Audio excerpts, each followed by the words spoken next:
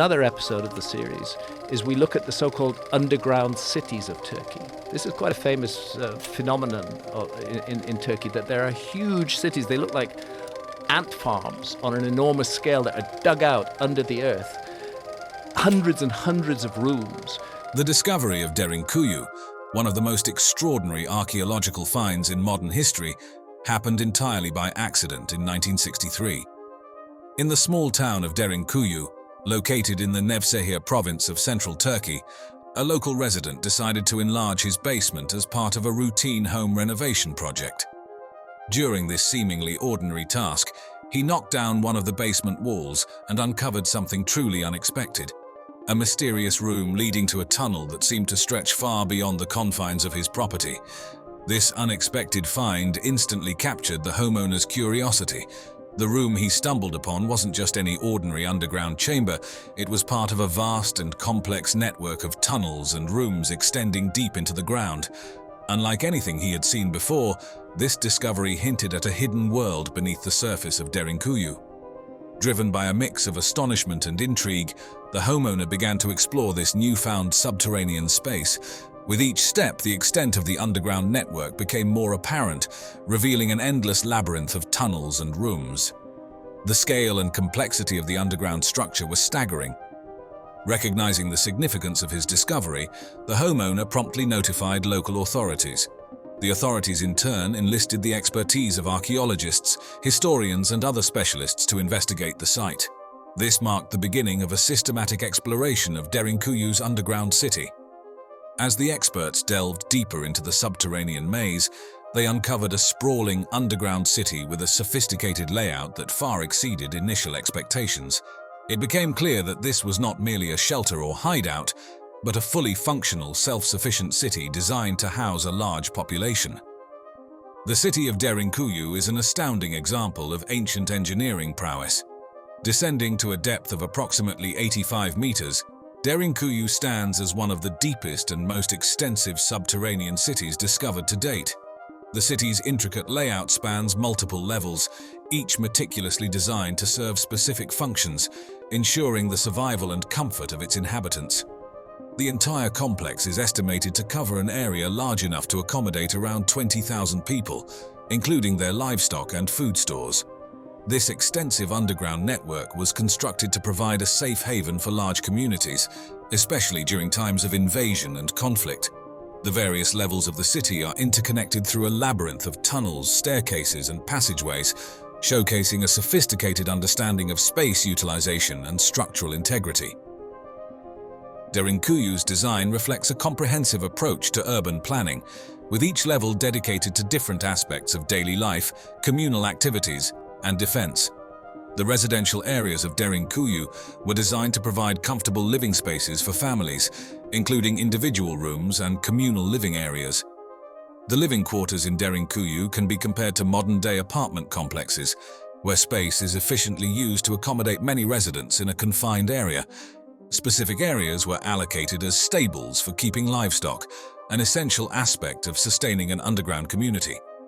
These stables were crucial for maintaining a supply of fresh meat, milk, and other animal products, supporting the dietary needs of the inhabitants.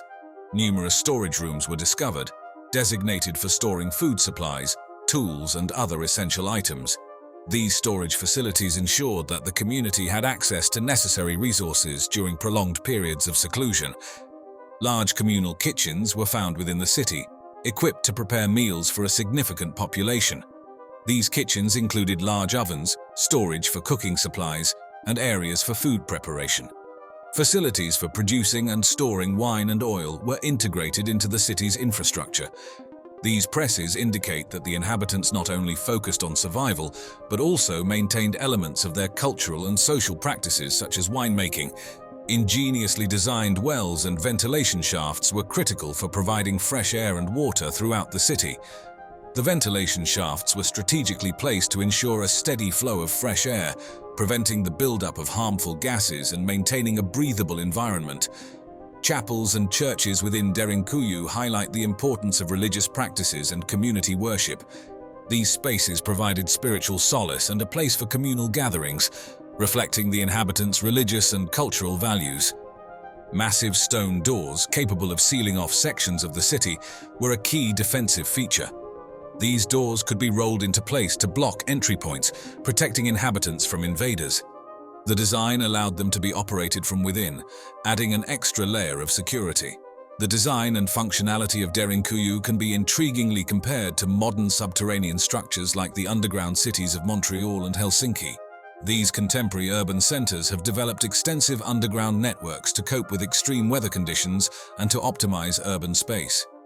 Similar to Derinkuyu, these modern cities feature interconnected tunnels, shopping areas, and residential spaces, showcasing how ancient and modern civilizations have both utilized underground construction to enhance urban living. Located just a few kilometers north of Derinkuyu, the underground city of Kaymakli is another fascinating example of ancient subterranean engineering in the Cappadocia region of central Turkey. Like Derinkuyu, Kaymakli is part of a network of underground cities that provided refuge for thousands of people during times of conflict and invasion. The proximity of Kaymakli to Derinkuyu suggests a potential connection between these underground cities, forming an extensive and interconnected system of human habitation beneath the surface of Cappadocia. The underground city of Kaymakli was first opened to the public in 1964, shortly after the discovery of Derinkuyu. Local residents had long known about the existence of underground passages and rooms beneath their homes, but systematic exploration and excavation efforts began only in the mid-20th century.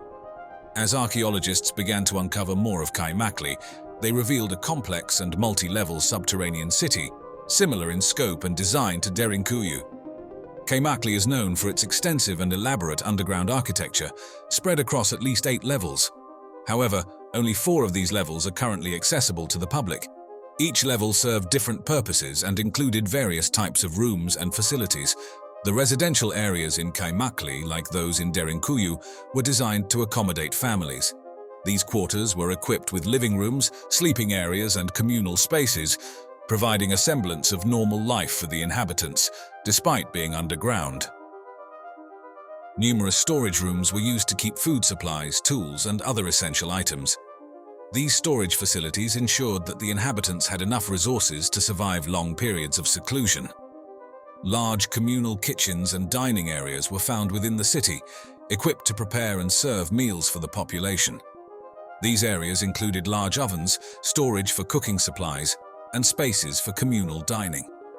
Ingenious ventilation shafts were constructed to provide fresh air throughout the city.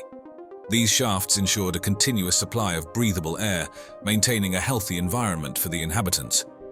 Kaymakli also contained chapels and religious spaces, highlighting the importance of spiritual practices. These spaces served as places for worship and communal gatherings, reflecting the cultural and religious values of the community. Massive stone doors and other defensive features were designed to protect the inhabitants from invaders.